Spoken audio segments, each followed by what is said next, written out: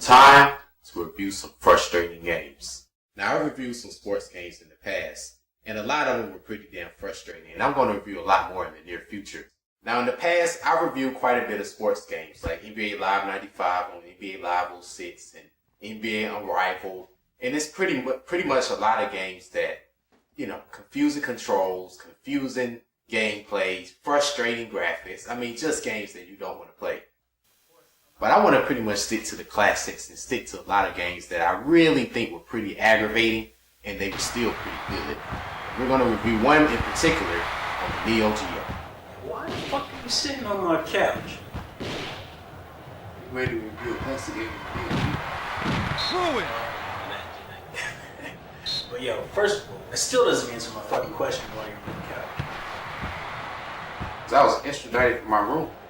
Look, man, I can't explain. Then I was just running away. I suddenly saw your door was unlocked. I realized it was a frustrating game in the presence, and I'm here all of a sudden. I can't explain it. Look, man, I'm in your living room, in your apartment, on your TV, playing your video game. You might as well review Super Sidekick. It's only rational. Okay, first of all, that still doesn't answer my fucking question why you're on my couch. I got my girl in here, bro. She naked, I didn't get it. And second of all, I just bought a freaking Checkers burger. My dog ate all my fucking food. It's all over the ground now. Third of all, I just came here to get a simple bowl of cereal. Next thing you know, I see a nigga sitting on my fucking couch. What the fuck?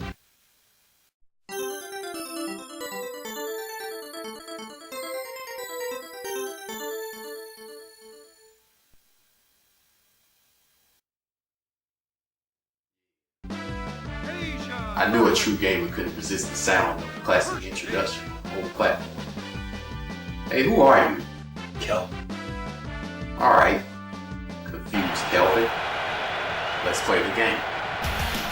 Now, the Super Sidekick series is one of the most popular games on the Neo Geo since it's, soccer. I mean, who doesn't like trying their absolute hardest to score while dodging guys trying to trip you up, tackle you, and most of the time, it's legal. But seriously, this series was pretty good. The first game introduced us to a world tournament setup, and nobody could believe how the audio quality is so good for something to be in a video game cartridge in 1992. I mean, every time you score, it really sounds like you just freed the country from a megalomaniac dictator. I mean, they go nuts.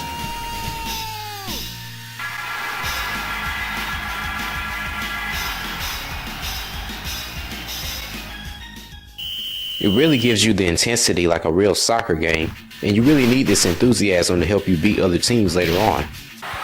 Super Sidekick 2 had the option of a sudden death match and a penalty kick tiebreaker. This is when things got a little bit more confusing, and most of the time, you'll never know if you're actually going to win. But the idea of a real-life feature being added was to pave the road for many soccer games to come. In the earlier games, there were countries to choose from, but in this third version, your choices are a little bit more optional. It takes a while for you to get used to hurrying up and choosing your team before the timer runs out, though. I mean, it's a somewhat feasible idea when you're in an arcade, but when you already purchased the game, what does it matter? I mean, if I wanted to take a quick flight to Australia, walk to the Mojave Desert, drink a potion that a young Aborigine boy has to drink to become a man, get transported by aliens back here, and then choose my team, then I should be able to fucking do so. And then when I think about it, it's really no differences in each player's skill or each team, so what's the point of this? You know how in NBA Live 95 you can see the option of each team's rank in scoring, defending, rebounding, and so on? That at least gives you an insight on what the hell your team is able to do, but on here, it's nothing. That's essentially the same as if you were a building contractor, and instead of contracting legitimate workers, you went to the CDC, stole 100 steroid-induced monkeys, gave them jackhammers and cranes, and told them to get to work. Old and current new sports games that have that shit where you can't really see what the hell the team could do by looking at their skill and their rank makes no fucking rational sense to me. Okay, I'm an advocate FIFA player. I play this FIFA every single day. This game was definitely a new experience. You can tell it was definitely retro, and the movements of the players are really simple. Left, right, up, down. One player could run through the whole team if they wanted to, and it's just random jumping, flips and stuff. Like, how some of the players would just be running down the field, and then all of a sudden you would see a real weird judo flip. Yeah, exactly. Just, jump over them. I mean, What do you think? Like, what's going on with that? I don't know. I feel though maybe the computer is just giving you a lucky chance every once in a while, or they're sensing the player coming sliding. I don't know. It's just random. I'm not pushing any buttons to do this, so it's cool. I mean, it's a little cool thing back in the day. I would have loved it. I mean, it's an okay game. Another thing it did is it like random times it just got into a panoramic view, and you could just shoot the ball, which is I didn't really understand that part, like where you would just be you would get like near the goalpost, and then suddenly you would just be in this weird action kick mode. Exactly, but you wouldn't really have too much control over it because it was like the crosshair where you had to kick the ball in was just like very small. Yeah. And then all of a sudden you just thrown into that view. It's like, you didn't really even have any preparation for it. Exactly. So that part I thought didn't really make any fucking sense. Most definitely, man. And another thing that really kind of really would confuse me about the game was basically when you tie. You would tie 2 or 3 times and then you go to penalties. Usually it works. Once the game is at overtime and you play overtime and you don't score, then you go straight into penalties. You go to overtime about 2 or 3 times, and I didn't know where I was at the point of the game, so it really kind of threw me off a little bit. Yeah, that was the feature they added in the 3rd version, because in the first 2 versions, you would just basically keep going in the sudden death match, but then they added that penalty kick feature.